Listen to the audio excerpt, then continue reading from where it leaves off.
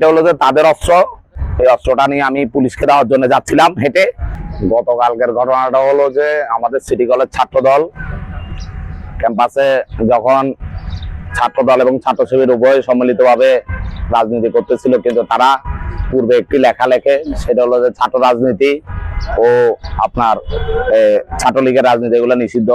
কিন্তু এখানের মধ্যে আমরা চাই প্রত্যেক ক্যাম্পাসের মধ্যে প্রকাশ্যে সবাই রাজনীতি করুক। তো আমাদের ছাত্র দলের ভাইয়েরা সেটাকে গুপ্ত রাজনীতি যারা করে তাদের বিরুদ্ধে প্রতিবাদ স্বরূপ সেখানে গুপ্ত রাজনীতি লিখে দেয়। এটাকে কেন্দ্র করে শিবিরের এবং জামাতের নেতাকর্মীরা তাদেরকে বিভিন্ন হুমকি ধমকি এবং হত্যা ভয় দেখায়। তার পরবর্তীতে সময় আমাদের ছাত্রদল সিটি কলেজে অবস্থান নেয়। অবস্থান নেওয়ার পরে তারাও অবস্থান নেয়।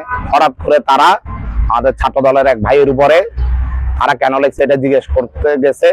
জিজ্ঞেস করার পরে সে যখন উত্তর দিয়েছে, উত্তর দেওয়ার পর তাকে মারধর করা শুরু হয়েছে। এখান থেকে ঘটনার সূত্রপাত।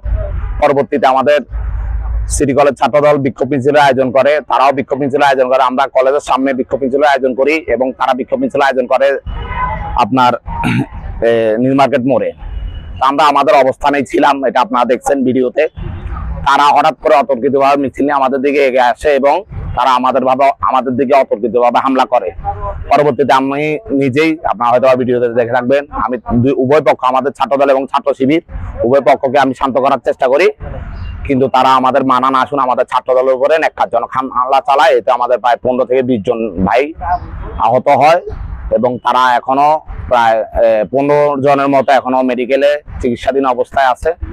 আমরা বলতে চাই, সারা দেশে ছাত্র রাজনীতি হবে, চলবে শান্তি সুশৃঙ্খল ভাবে, কিন্তু কোনো সন্ত্রাসী উদ্দেশ্যে কোনো ক্যাম্পাসে কোনো গুপ্ত সংগঠন অবস্থান নিতে পারবে না। যদি রাজনীতি করতে হয় প্রকাশ্যে করতে হবে, কারণ রাজনীতি জনকল্যাণের জন্য। এই জনকল্যাণের স্বার্থে আমরা রাজনীতি করি, ছাত্রদের কল্যাণের রাজনীতি করি। এই রাজনীতি অবশ্যই স্পষ্ট হবে। অস্পষ্ট কোনো রাজনীতি আমরা কখনোই মেনে নেব না, কোনো গুপ্ত রাজনীতি আমরা মেনে নেব না, এটা যেই সংগঠনই হোক। ধন্যবাদ। আরেকটা বিষয় হচ্ছে যে গতকালকে আপনার একটা ছবি ওরা ভাইরাল করছে, ওরা বলছে যে এই ছবিটা আপনার, এবং সেখানে দেখা যাচ্ছে দেশীয় অস্ত্র হাতে আপনি এগিয়ে যাচ্ছেন, ওদের দাবি।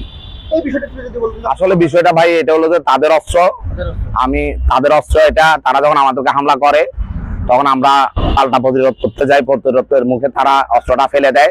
এই অস্ত্রটা নিয়ে আমি পুলিশকে দেওয়ার জন্য যাচ্ছিলাম হেঁটে, আপনারা দেখে থাকবেন। তখন তারা কিছু ছবি উঠাইয়ে আমাকে বিব্রতকর পরিস্থিতিতে ফেলে, যা আমি তীব্র নিন্দা জানাচ্ছি এবং আমি খুব দুঃখ ভারাক্রান্ত বলছি যে এই ধরনের রাজনীতি, এই ধরনের নোংরা রাজনীতি আমরা এই দেশে চাই না। আইনগত কোনো ব্যবস্থা নেবেন কি? আমি অবশ্যই আমার সংগঠনের সাথে কথা বলে এই ব্যাপারে সিদ্ধান্ত নেব।